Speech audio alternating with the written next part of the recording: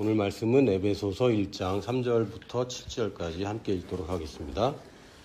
시작. 찬송하리로다 하나님 주 예수 그리스도의 아버지께서 그리스도 안에서 하늘에 속한 모든 신령한 복을 우리에게 주시되 곧 창세전에 그리스도 안에서 우리를 택하사 우리로 사랑 안에서 그 앞에 거룩하고 흠이 없게 하시려고 그 기쁘신 뜻대로 우리를 예정하사 예수 그리스도로 말미암아 하나님의 아들들이 되게 하셨으니 이는 그가 사랑하시는 자 안에서 우리에게 거저 주시는 바 그의 은혜의 영광을 찬송하게 하려는 것이라. 우리는 그리스도 안에서 그의 은혜의 풍성함을 따라 그의 피로 말미암아 속량 곧 죄사함을 받았느니라. 아멘. 한국 성경에 치명적인 단점이 있다면 첫 번째는 그 시제가 좀 불확실하다. 굉장히 헬라어는 시제에 굉장히 민감하거든요. 그리고 영어도 시제를 굉장히 따지는데 한국말은 조금 시제가 좀 불분명한 편이에요.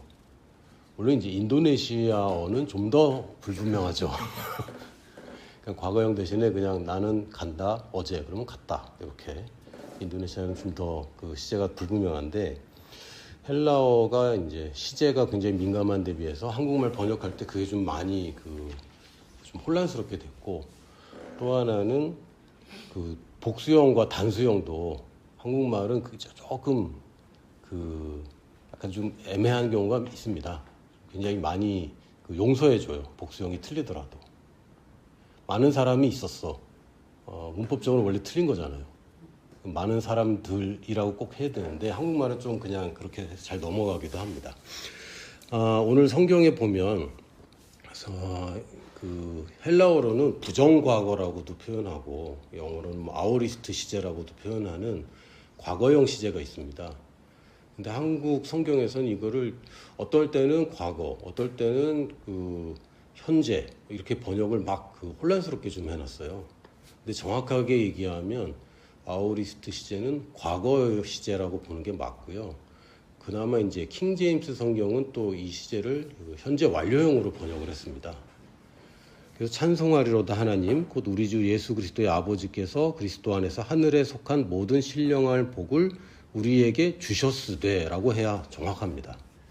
그러니까 복은 우리가 받아야 되는 겁니까? 받은 겁니까? 받은 겁니다. 그러니까 성경에 따르면 받았다고 되어 있어요.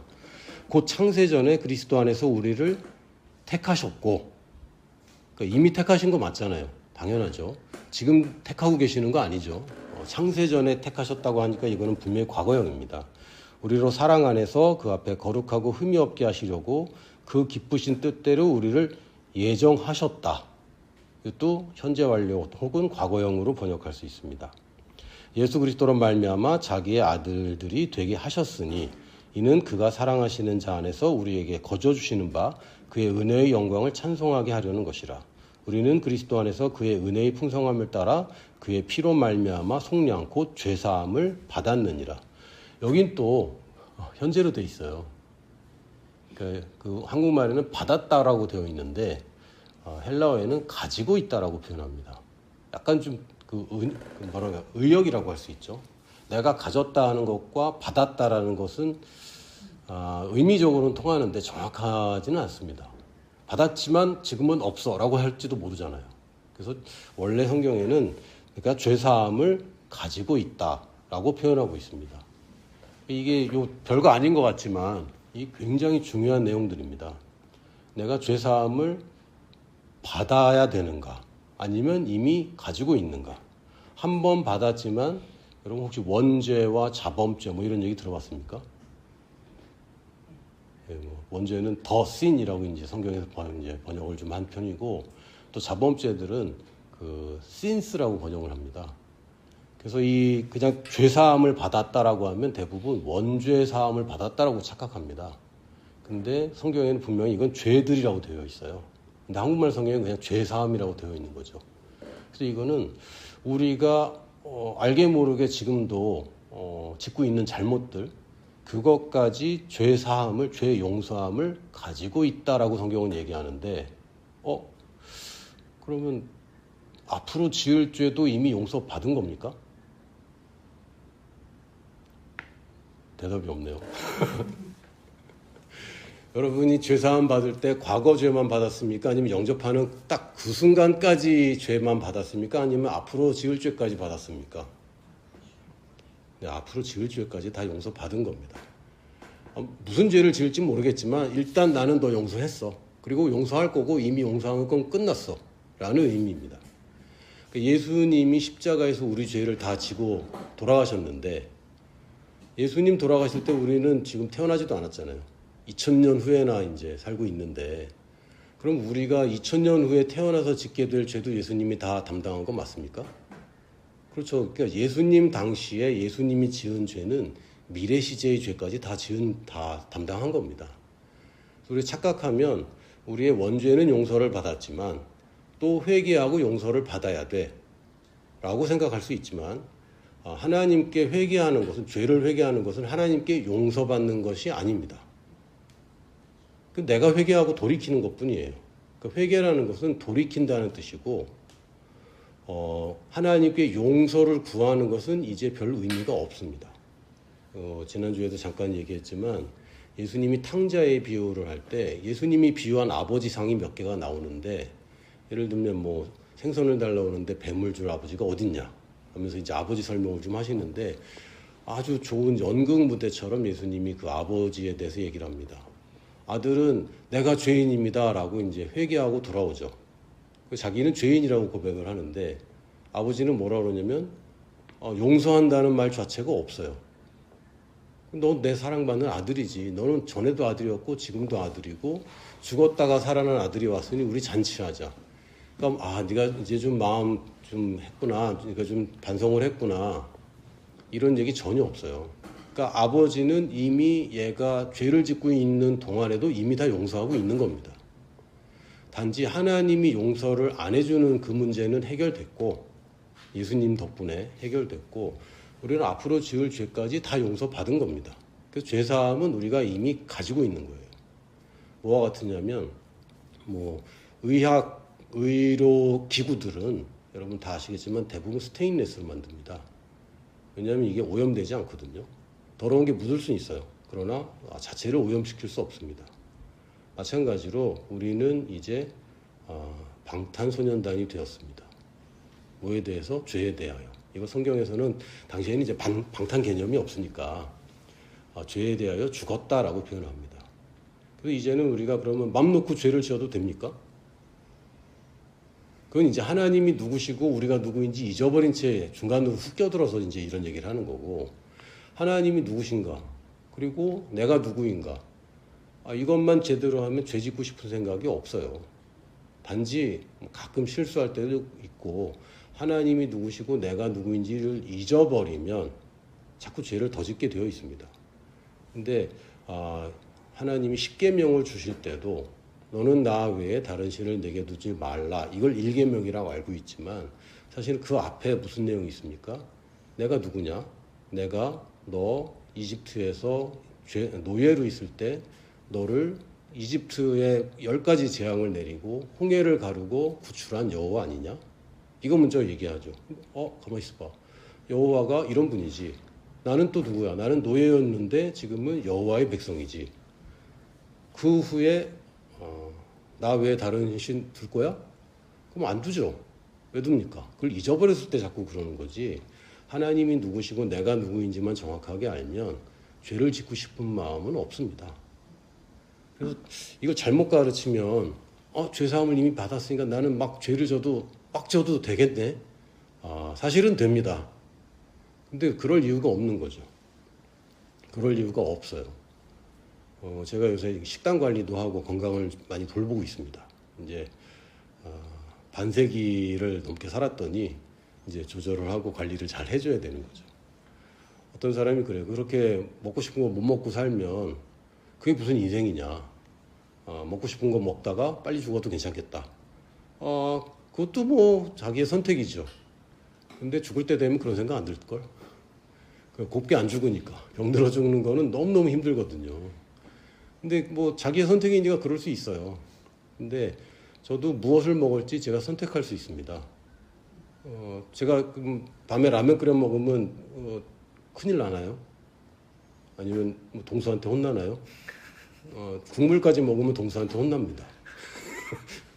목사님 그거 드시면 안 된다고 막 뺏어가고 막 저를 사랑해서 그러기도 하는데 그렇지 않아요. 제 선택일 뿐입니다. 죄는 더 이상 하나님과 나 사이의 문제는 없어요. 여러분이 죄를 진다 그래서 빛이 어두움이 좀 있다 그래서 빛이 어두워지는 경우는 없어요. 어두움에 빛이 비출 때 어둠이 사라지는 것이지 빛의 어두움을 좀 더 집어넣었다고 빛이 어두워진다? 그럴 일 없습니다. 그래서 예전에 그 성전에 있는 제단에 부정한 것이 닿으면 우리 동양적인 사고나 종교적인 사고는 뭐냐면 그러면 제단이 부정탄다고 이렇게 생각을 합니다. 근데 성경이 뭐라고 되어 있냐면 제단에 부정한 것이 닿으면 이 부정한 게 거룩해져 라고 얘기를 해요. 그러니까 빛과 어둠의 싸움에서 어둠이 지나면 지날수록 빛은 더 밝아집니다. 근데 이제 사도 바울이 그렇다고 우리가 그럼 죄를 더 질 거냐? 또 그건 아니지. 죄를 져도 되냐? 된다. 근데 굳이 그럴 이유가 뭐가 있어? 우리한테 나쁜 건데. 그러니까 죄는 하나님을 화나게 만드는 게 아니라 왜 죄라고 하나님이 규정했을까요? 하나님이 기분 나빠서? 아니죠. 우리한테 해가 되니까. 단지 그겁니다. 그래서 죄를 회개하는 것은 하나님한테 용서를 또 다시 구하는 게 아니고 그건 종교입니다. 제물을 바쳐서 용서를 구하는 것은 이미 우리는 끝났습니다. 예수님이 나한테 묻지도 않고 그냥 아무 말 없이 그냥 혼자 다 하셨어요. 2000년 전에. 그리고 이제는 우리가 하나님께 용서를 구할 이유가 없는 겁니다. 저도 아이들 키워봤고 아이들이 어리기 때문에 얘네들이 무슨 잘못을 하는지 다 빤히 보입니다. 그리고 그럴 수 있다라고 생각합니다. 사실 저는 더 했거든요. 저희 애들은 저에 비하면 정말 그 부모석을 안 썩여요. 저는 하여튼 잘못을 많이 했습니다. 그렇다고 제가 향정신성 의약품이나 이런 그 일탈을 많이 한 건 아니고 가출 한번 해본 적은 없지만 어릴 때 거짓말도 꽤 해봤고 저한테 제일 쉬웠던 일 중에 하나가 엄마 속이는 거였거든요. 엄마는 아들을 이기지 못해요. 그리고 막 믿어줘요. 그래서 엄마를 거짓말을 많이 해봤는데 아이들 거짓말하는 거 다 보이죠. 그런데 저의 마음은 얘가 거짓말을 해서 화난 게 아닙니다. 얘가 거짓말하는 습관이 생기면 얘한테 안 좋기 때문에 제가 엄하게 그것을 이야기할 뿐이에요. 근데 얘가 막 무릎 꿇고 싹싹 빈다. 저는 그런 거 굉장히 싫어해요. 그리고 아빠한테 혼나러 올 때 애들이 잘못이 좀 크다고 생각하면 딱 무릎을 꿇거든요. 그러지 말아라. 지금 아빠한테 잘못한 거면 아빠한테 사과하면 되는 거고 네가 뭔가를 잘못했다면 그건 아빠한테 용서를 구할 게 아니지 않냐. 아빠는 네가 잘못한 것을 지적하고 고쳐주고 싶은 거다라고 얘기합니다. 하나님은 저보다 더 좋은 아빠 아닙니까? 그리고 저희 애들보다 하나님에 비하면 저희들은 훨씬 어려요. 그러니까 수천 년 어리지 않습니까? 적어도. 그럼 하나님이 또 우리 같은 사람 한두 번 키워봤겠습니까? 그러니까 우리가 더 이상 죄 때문에 하나님을 두려워하거나 망설이거나 하는 것은 사실은 우리가 굉장히 속고 있는 것입니다. 왜? 우리는 죄 용서함을 이미 받았기 때문에.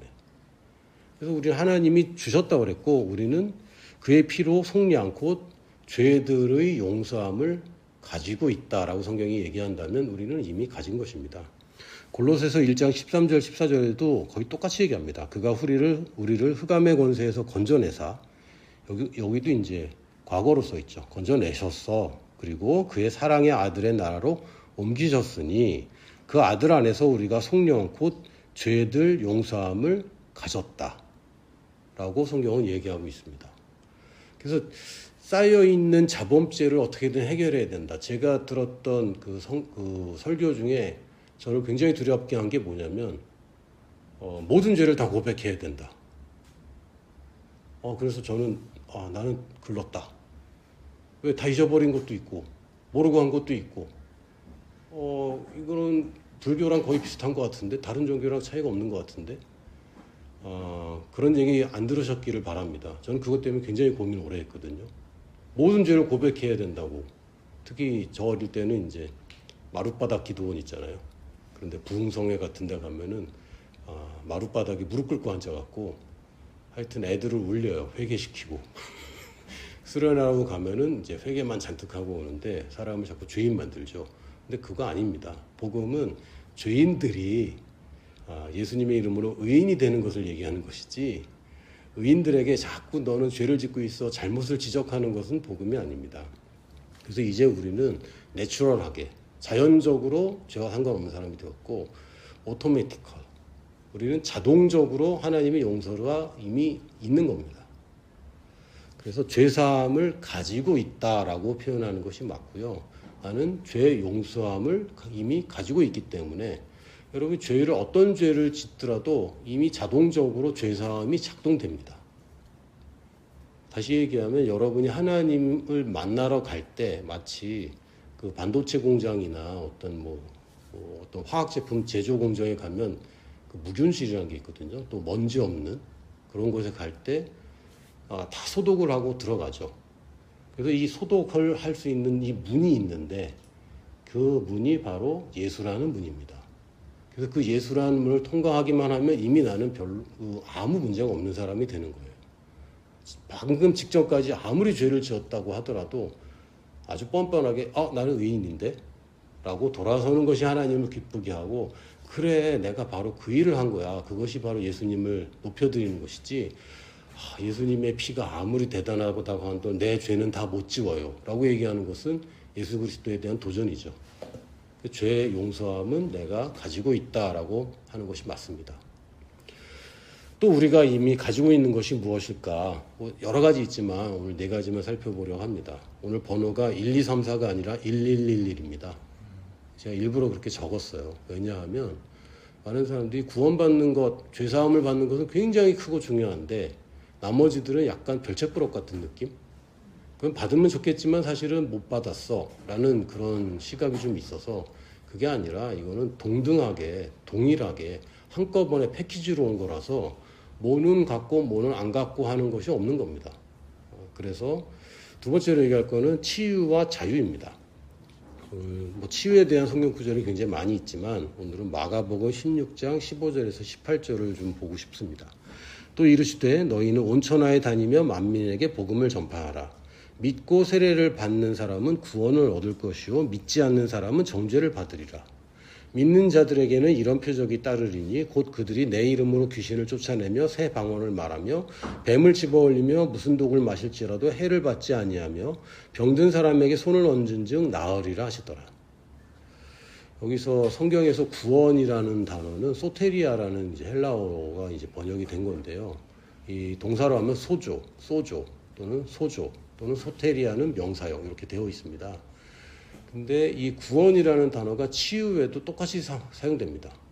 예수님도 내 따라 네가 구원받았다 이렇게 얘기를 하고, 지금 치유받은 것인데 구원이라고 얘기를 합니다. 그래서 구원은 우리가 자꾸 영혼 구원 또는 천국 가는 구원 이것만 국한해서 얘기하는데, 성경에서 말하는 구원은 치유와 해방까지 다 포함한 구원입니다. 그래서 믿고 세례를 받는 사람은 구원을 얻을 것이다. 믿지 않는 사람은 정죄를 받는다. 그럼 다시 얘기하자면 우리는 정죄 받습니까? 안 받습니까? 믿지 않는 사람이 정죄 받는 거예요. 믿는 사람은 구원받는 겁니다. 그러면서 17절에 뭐라 하자면 믿는 자들에게는 이런 표적이 따른다라고 얘기할 때 앞에는 구원받는 믿음이고 뒤에는 표적을 이루는 믿음이 아니라 똑같은 믿는 사람들 얘기하는 겁니다. 누구 얘기입니까? 복음을 듣고 믿고 침례받고 구원을 얻은 그 사람에게는 이런 표적이 따른다. 그러니까 새신자, 헌신자, 평신도, 안평신도 구별 없이 믿는 사람에게 이런 표적이 당연히 따른다라고 얘기합니다. 믿는 사람은 영혼의 구원뿐만 아니라 치유와 해방까지 포함한 구원을 받고, 또한 이 사람으로 말미암아 다른 사람도 그 구원을 받는다고 얘기합니다.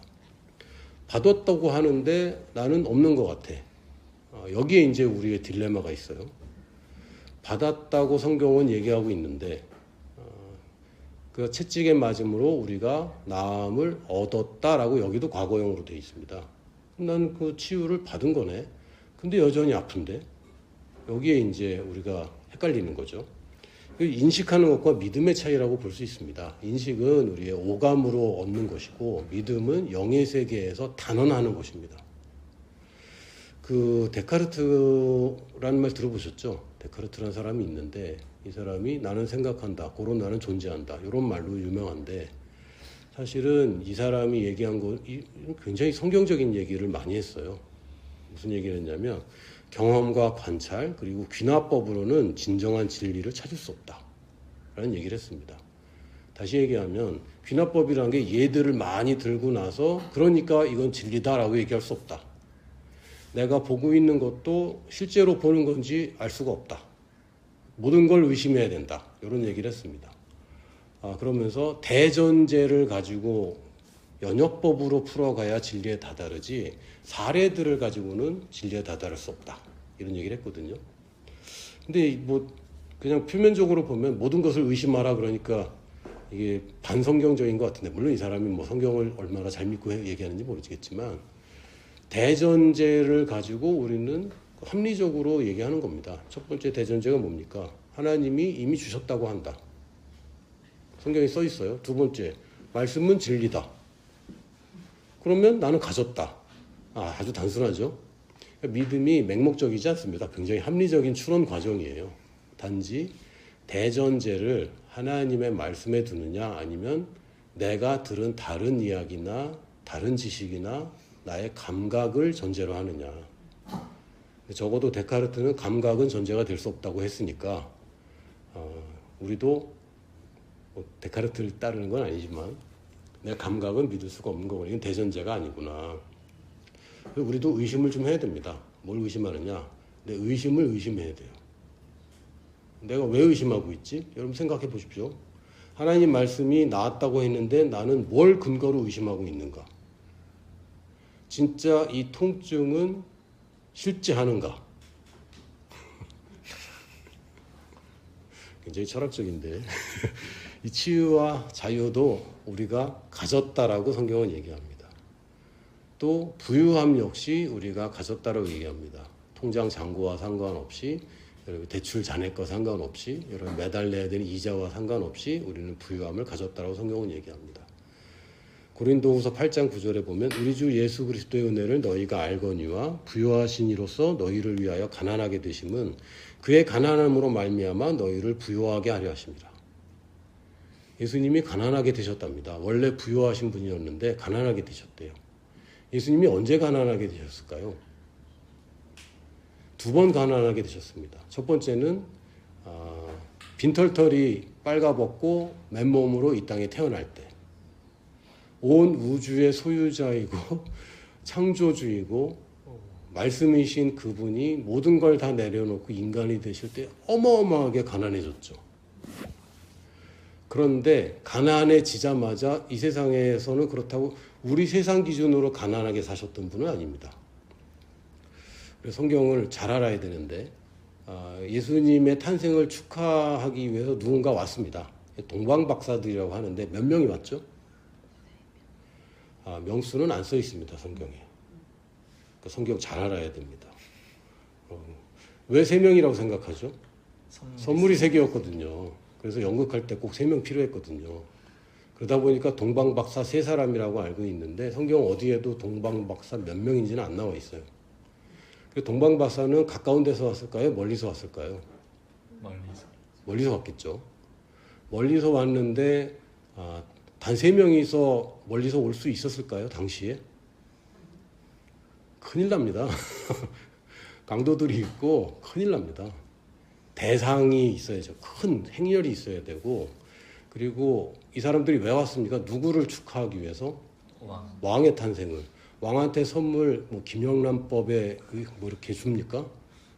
식사 대접은 3만 원, 선물은 5만 원 이내로 이렇게 합니까? 왕한테? 먼 곳에서 목숨을 걸고 긴 시간을 여행을 왜? 하나 왕의 탄생을 축하하기 위해서 왔는데 선물을 얼마치 했을까요? 꽤 했을 겁니다. 황금과 유황과 모략을 했을 때 굉장히 큰 양을 했을 거라고 저는 믿습니다. 그리고 그 이후로 예수님의 가족은 고향으로 못 돌아오고 이제 도망 다니죠. 유랑 생활을 하는데 그때 당연히 이 자금이 결국은 도피 자금으로 쓰였을 것이고 또 재미있는 사실은 예수님이 이제 가버나움으로 정착을 하시잖아요. 정착하실 때 바로 집을 사시더라고요. 그래서 제가 라오스에서 선교사 하다가 안식년으로 돌아왔을 때 집을 못 샀습니다. 쉽지 않아요. 한국에서 집을 산다는 게. 예수님은 오자마자 집을 사시는 거 보면 그렇게 가난한 분은 아니었구나. 예수님이 돌아가실 때 입은 옷을 깨끗했을까요? 피 묻었을까요? 피 묻고 막 그렇겠죠. 여러분 죽은 사람의 옷을 탐을 냅니까? 그건 좀 아니잖아요. 근데 이 로마 병사들이 예수님이 입던 옷을 굉장히 탐냈습니다. 너무 고급이라. 그러니까 명품 옷을 입고 계셨는데, 겉옷을 명품으로 입는 사람은 많지만 속에 있는 셔츠를 명품으로 입는 사람이 진짜 부자죠. 예수님은 속에 입고 있는 그 속옷을 이 사람들이 제비 뽑아 나눠 가졌습니다. 원래는 이거 찢어갔는데 찢긴 너무 아까운 거예요. 통으로 짠 거라 바느질이 없고 좋은 옷을 입고 사셨습니다.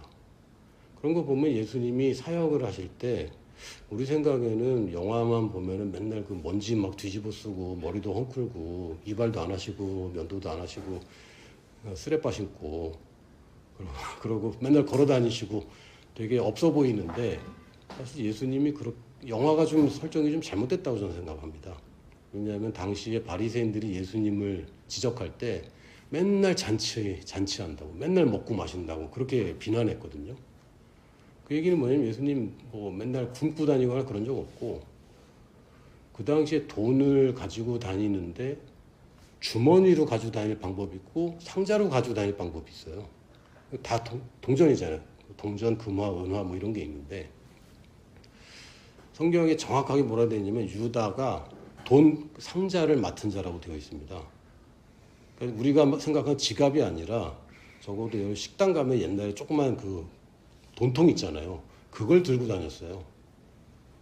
그 이유는 뭘까요? 주머니에 짤랑짤랑 다니는 수준이 아닌 거예요. 예수님이 또한 유다가 마지막 밤에 유다가 배신을 이제 결심하고 예수님이 이제 너 할 일 해라 그랬더니 유다가 나가버리잖아요. 그때 제자들이 뭐라고 생각했다고 돼 있습니까? 또 예수님이 또 그냥 사람들 돈 나눠주라고 시켰나 보다. 가난한 사람들 또 이렇게 구제하라고 시켰나 보다. 제자들이 그렇게 여겼습니다. 왜? 예수님이 유다한테 너 할 일 하라고 그랬거든. 그 얘기는 뭡니까? 평소에도 예수님이 자기의 사역에 필요하고 자기가 먹고 사는데 필요한 돈 외에도 예수님이 사람들을 구제를 많이 하셨습니다. 예수님 돈으로. 그 사역에 있는 자금으로. 그 사람들이 제자들은 당연히 유다한테 또 그걸 시켰나 보다라고 생각을 한 거죠. 근데 예수님이 또 언제 가난해지셨습니까? 십자가에 달리실 때. 물론 이제 영화나 그림에서는 그래도 좀 이렇게 팬티라도 하나 이렇게 입혀서 그리는데 실제로는 예수님 발가벗겨졌습니다. 그러니까 발가벗겨진 게 뭡니까? 소유한 게 전혀 없다는 거예요. 예수님이 이 땅에 태어날 때도 모든 소유를 다 내려놓고 오셨고 또한 십자가에 오르실 때도 모든 소유를 다 내려놓고 오셨습니다. 우리도 우리의 재산은 사실 여기 있지 않고 우리 본국에 있습니다. 근데 우리는 이 땅에 있죠. 예수님과 똑같아요. 천국 가면 우리가 엄청 부유함을 누릴 걸 우리가 압니다. 그러나 이 땅에 있으면 제한적인 부유함을 누리는 걸 우리가 알아요. 그러나 예수님도 이 제한적이지만 부유함을 가지고 계셨던 것처럼 그러나 그것을 내려놓고 가난케 되신 것은 예수님의 2번 가난해지신 것처럼 우리도 2번 부유함을 가지고 있는 거라고 보면 됩니다. 우리는 이 땅에 살면서도 부유함을 이미 가지고 있고 천국 가서의 부유함만 가지고 있는 게 아닌 거예요. 근데 왜 우리가 헷갈리냐면 부유함을 추구하면 잘못된 거라고 생각합니다. 맞습니다. 부유함을 추구하는 게 아니라 사용하는 겁니다. 그래서 어떤 사람이 저한테 얘기하더라고. 자기는 주님을 만나고 나서 돈을 버는 목적을 알게 됐다고. 제가 그냥 넘어가도 되는데 저는 꼭 그런 거 그냥 넘어가기 싫거든요. 그래서 또 한 소리 잔소리를 했습니다. 아닙니다. 돈을 버는 목적이 있는 게 아닙니다. 돈을 쓰는 목적을 발견하셔야죠. 라고 얘기를 했습니다. 돈 버는 거는 사실 중요한 게 아니에요. 어디다 쓰는 거가 중요한 거죠. 우리의 부유함 자체가 그 당연히 누려야 되는 겁니다. 그러나 부유함 자체가 목적은 아닙니다. 목적이 있습니다. 뭡니까? 고린도후서 9장 8절. 외우기 쉽죠? 고린도후서 8장 9절, 고린도후서 9장 8절. 하나님이 능히 모든 은혜를 너희에게 넘치게 하시나니. 제가 이 구절 참 좋아하거든요. 모든, 능히, 넘치게. 너무 좋은 말만 잔뜩 써 있어요. 읽을 때마다 저는 신이 납니다. 하나님이 능히 모든 은혜를 너희에게 넘치게 하시나니 이는 너희로 모든 일에 항상 모든 것이 넉넉하여 모든 착한 일을 넘치게 하게 하려 하십니다. 우리는 그냥 너는 맨날 그래. 맨날 안 그래도 우리는 맨날 그런다고 과장법 쓰는데 성경에서 모든 그러면 진짜 모든이죠. 넘친다 그러면 넘치는 겁니다. 성경은 우리에게 넘치게 하신다. 모든 일에 항상 모든 것이 넉넉하도록. 왜? 모든 선한 일, 좋은 일, 하나님이 원하시는 일을 넘치게 하라고. 적당히 하라는 건 하나님 뜻이 아닙니다. 넘치게 하는 게 하나님의 뜻이죠. 이와 연결돼서 우리가 가지고 있는 것 네 번째는 삶의 목적과 가치도 우리가 새롭게 받았습니다. 요게 없으면 헬스 앤 웰스 복음밖에 안 돼요. 이 땅에서 축복 누리고 이거는 뭐 기복신앙하고 뭐가 다릅니까? 그거 잘못된 거죠. 그런데 우리가 살아야 되는 이유가 있어. 새로운 가치가 있어. 이걸 발견하게 되고 우리가 이것을 받았습니다. 마가복음 8장 34절 35절에 보면 무리와 제자들을 불러 이르되 누구든지 나를 따라오려거든 자기를 부인하고 자기 십자가를 지고 나를 따를 것이니라.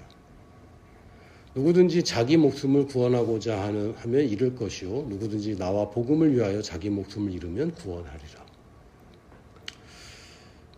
이순신 장군님도 이런 얘기 하지 않았습니까? 살려고 하면 죽을 것이요 죽으려면 하면 살 것이다. 뭐 이런 얘기를. 그런데 예수님도 비슷한 얘기를 하셨습니다. 근데 이거 착각하면 안 됩니다. 성경은 진리만 얘기하고 있고 예수님의 목적은 왜 이런 얘기를 합니까? 살으라고. 죽으려고 하는 것 같지만 사실은 이게 사는 방법이야. 사는 길이야. 라고 사는 길을 알려주시는 거지 목숨을 걸고 하나님에게 헌신하라. 이런 얘기가 아닙니다. 이순신 장군이 한 말은 사실은 근거가 없어요. 물론 이제 성공은 하셨지만 그분이 능력이라는 게 모든 만물을 움직일 수 있는 능력이 있던 사람은 아니었지 않습니까? 훌륭한 분이었지만. 근데 예수님이 이렇게 얘기하는 것은 이건 진리입니다. 그래서 누구든지 나와 복음을 위하여 자기 목숨을 잃으면 구원하리라. 아, 내가 구원받는 길이 이쪽에 있구나. 내가 삶의 가치와 목적을 바로해야 되는구나. 제가 아는 어떤 선교사님이 한인 2세예요. 미국에서 나고 자란 분인데 누구든지 나를 따라오려거든 자기 부인하고 자기 십자가를 지고 나를 따라오라 그랬는데 이분이 여자분이었거든. 그래서 나는 여자인데 자기 부인을 어디서 구하냐. 하고 굉장히 혼란에 빠졌다. 진짜로 그랬다고. 그래서 자기는 싱글 선교사가 되려고 했는데 결혼을 하고 따라야 되는가. 이런 의문에 빠졌다는 얘기를 들었습니다. 자기를 부인하고 자기 십자가를 진다는 거는요. 자기 십자가를 지는 거지 예수님의 십자가 지는 거 아닙니다. 사람들이 자꾸 예수님 십자가를 생각해요. 예수님 십자가는 예수님이 지는 거고 그걸 내가 어떻게 집니까? 내가 질 수 있었으면 예수님이 안 와도 됐죠. 나는 예수님이 십자가를 지는 게 아니고 내 십자가를 지는 겁니다. 내 십자가가 뭡니까? 예수님의 십자가는 뭐였어요? 예수님은 그 십자가를 지고 가서 거기에 돌아가시는 겁니다. 우리 십자가도 마찬가지예요. 내가 이걸 지고 가는데 난 여기 이걸 위해서 살다가 이걸 위해서 죽는 겁니다. 그래서 살아가는 이유를 다른 말로 하면 그거 하고 나면 넌 죽어도 되냐? 그럼 그게 너의 살아야 되는 이유야. 맞죠? 나는 그거 하고 나면 죽어도 돼. 그게 내가 사는 이유입니다. 사는 이유가 만족됐으면 살 이유가 없잖아요. 그걸 우리의 십자가라고 부르는 겁니다. 내가 내 십자가를 지고 가는데 이거 하면 난 죽어도 되는 그걸 지고 가는 거예요. 이게 우리의 부르심이고 우리의 미션입니다. 근데 자꾸 헌신하고 뭐하고 막 그러는데 예수님처럼 희생해야 되고 그 희생하라는 말 없습니다. 희생은 예수님이 하셨고 하나님이 우리를 향해서 희생하라고 얘기하면 그거 되게 이상한 거예요. 제가 제 정말 아끼고 사랑하는 제 막내딸 못 보셨죠? 본 사람들은 제가 왜 사랑하는지 그냥 다 아실 거예요. 그냥 애가 사랑스러워. 우리 애들이 들으면 안 되는데 공평하게 다 사랑하지만 얘는 생김새도 사랑스럽고 하는 짓도 사랑스럽고 그리고 사랑스러워요. 근데 나보고 얘를 희생시키라고? 절대 안 하죠. 내가 모든 수를 써서라도 얘가 희생하느니 내가 하고 말 겁니다. 근데 하나님이 나를 볼 때 나한테 희생을 원한다? 그건 말이 안 되는 얘기입니다. 그럼 예수님 왜 오셨어요? 말도 안 되는 얘기를 종교가 계속 거짓말을 해왔는데 하나님이 원하시는 것은 희생이 아닙니다. 잘 되는 길이고 더 상받는 길이죠. 저는 저희 애들이 밤늦게까지 공부하는 거 굉장히 좋아합니다. 안타깝죠, 한편으로는. 한편으로는 안타깝지만 이게 얘한테 더 큰 보상이 올 거라는 걸 믿기 때문에 저는 그걸 좋아합니다. 얘네들이 땀 흘려서 운동하는 거 저 굉장히 좋아합니다. 큰애 둘도 운동을 제가 보내고 있고 셋째 딸은 지금 복싱 배우고 있거든요. 그럼 저는 좋아합니다. 가서 막 땀 흘리고 헉헉대고 그런 거 좋아요. 힘들겠지만. 왜? 이게 장래에 얘의 체력을 올려줄 것이고 건강하게 만들어줄 거라서. 그걸 희생한다고 표현해도 웃기고 희생시킨다고 해도 웃기는 거 아닙니까? 우리 애가 복싱 다니면서 나는 아빠 때문에 희생하고 있는 거야. 아빠를 위해서 희생하고 있어. 되게 이상한 일이잖아요. 스테반 집사님이 희생했습니까? 아닙니다. 상 받았습니다. 우리는 그 순간 뭐 얼마나 힘들었을까 아팠을까 겁나고 두렵고 물론 그럴 수 있겠죠. 그런데 성경에 보면은 예수님은 보좌에 앉아 계셨다고 되어 있는데 스데반 집사님이 순교하실 때는 예수님이 서 계셨다고 되어 있어요. 그럼 예수님이 맨날 서 있는 분 아니잖아요. 원래 보좌에 앉으신 분인데 그러면 일어났다는 얘기네. 저도 천국 갈 때 물론 예수님이 먼저 오실 수도 있는데 제가 먼저 가게 된다면 혹시 예수님 앉아서 왔냐? 이런 것보다는 예수님이 일어나주면 내가 얼마나 좋을까. 제가 선교지에 처음 가서 저희 단체는 제가 이제 속했던 단체는 그 2년 동안은 절대 한국에 못 오게 해요. 왜냐하면 이제 언어나 문화 적응하고 있는데 한국 왔다 가면 또 헷갈리니까 못 오게 하고. 근데 다 잘 안 지켜요. 근데 저는 철저하게 좀 원칙을 중요하게 잘 지켰고 2년 좀 넘어서 처음으로 이제 한국을 방문하게 됐는데 공항에 딱 내렸는데 새벽에 내렸거든요. 5시. 담임 목사님이 나온 거예요. 나를 마중을. 그래갖고 근데 밤새 비행기 타고 애 둘 데리고 그때 둘이었나 셋이었나 거의 둘 반 아니면 셋이었던 때거든요. 애들을 데리고 밤에 여러분 애기 데리고 비행기 타면요 부모가 완전 그 녹초가 됩니다. 그 좌석을 따로 사면 좋겠지만 대부분 안고 타잖아요. 뭐 장난 아니에요. 근데 막 그러고 밤새 잠도 하나도 못 자고 그 전에도 짐 싸고 오고 짐도 좀 굉장히 많잖아요. 그리고 와서 막 정신이 하나도 없는데 왔더니 목사님이 와 계셔. 저희 스승님이 저를 마중 나온 거죠. 그리고 가는 길에 또 난 너무 졸립고 대화도 잘 안 되고 그런데도 지금도 제가 이 얘기 하잖아요. 사람들 앞에 자랑하는 겁니다. 내가 스승님한테 인정받았다는 거. 그 뭐 말로 선교사님 수고했어요. 말로 뭐 하지. 근데 담임 목사님이 나를 마중 나왔다. 저는 그 담임 목사님이 마중 나가는 급이 어느 급인지 알아요. 제가 전도사 생활을 오래 했기 때문에.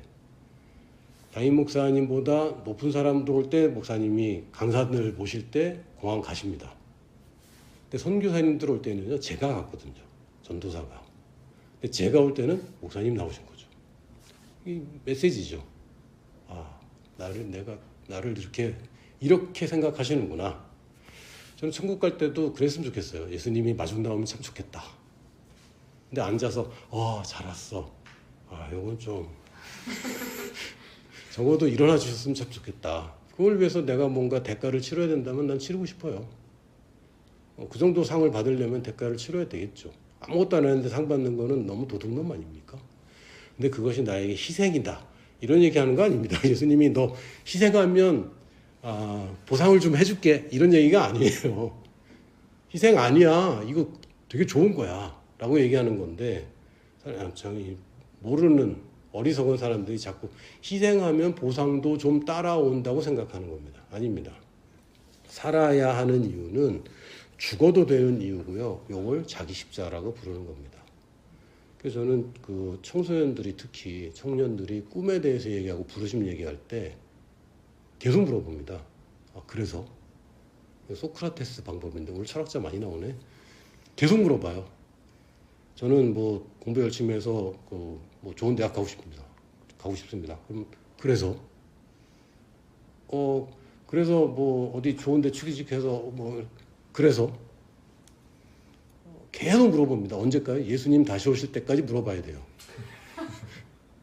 그러면 예수님이 다시 오시잖아요. 그럼 넌 제대로 된 부르심이구나. 근데 안 나온다. 그러면 그거는 네 생각이고 네 그냥 소망이지. 그거는 네가 그거 하면 또 죽어도 되니? 아니잖아요. 아니거든요.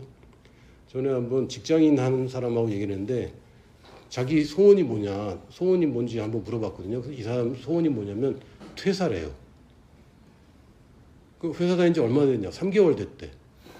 소원이 퇴사래. 그럼 3개월 전에는 꿈이 뭐였냐고? 입사였대. 그건 꿈이 아니죠. 입사하고 죽으면 돼? 안 되죠. 절대 안 되죠. 퇴사가 꿈입니다. 그럼 퇴사하고 죽으면 되니? 절대 안 되죠. 이거는 하나님의 부르심이라고 할 수 없습니다. 지금 하나님의 계획 중에 단 하나, 예수님이 다시 오시는 거 요거 하나 남았잖아요. 근데 그 하나 남은 하나님의 계획에 나를 향한 하나님의 계획이랑 일치 안 된다. 그럼 넌 버림받은 거야. 그 슬피 울면서 막 이를 갈아야 되는 거야, 그거는. 아, 다행이다. 나의 꿈은 선교랑 별로 연관이 없구나. 너 지금 슬퍼해야 돼. 잉여야, 잉여. 그거 아니죠. 하나님의 계획인데 나를 향한 계획도 그거랑 연관되는 게 당연한 겁니다. 그래서 물어봐야 돼요. 너 잉여냐, 기여냐? 그 충청도 말로 기여? 뭐 이런 것도 있는데 우리에게 삶의 목적과 가치가 없다면 여러분 죽어가는 거예요. 이건 사실 저주에 가깝습니다. 광야에서 헤매는 겁니다. 가나안 땅을 앞에 두고 나는 못 들어가고 나 때문에 우리 자녀들도 못 들어가게 막고 있는 거. 이거는 사는 게 아니라 사실은 죽어가는 것이고 저주인 거죠. 삶의 목적과 가치는요. 모르겠는데 어떻게 해요? 이러고 넘어갈 게 아니에요.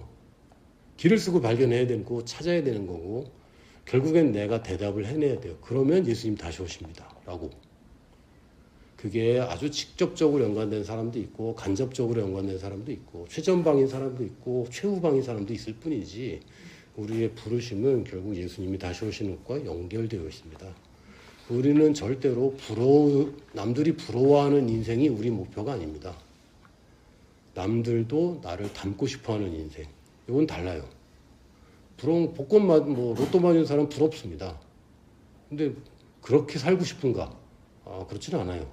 부럽긴 하지만 그런 인생 살고 싶지는 않아요.